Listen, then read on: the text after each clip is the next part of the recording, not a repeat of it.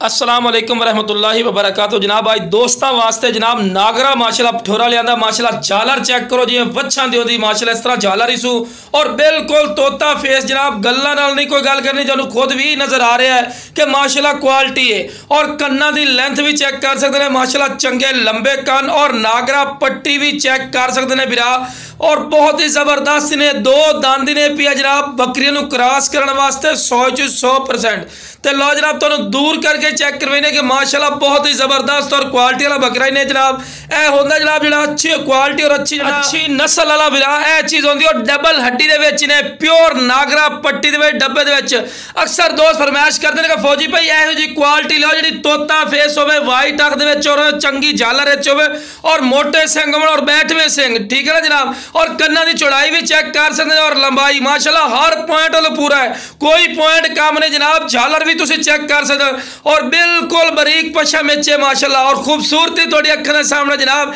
ए breeder होंगे जो 50-50 inch माशाल्लाह हाइट कद करते हैं और वजन नालों 200 kg 150 kg बिरा वजन करते हैं। ए नस्ल और ए क्वालिटी होंगी है इंशाल्लाह और बिल्कुल मुनासिब।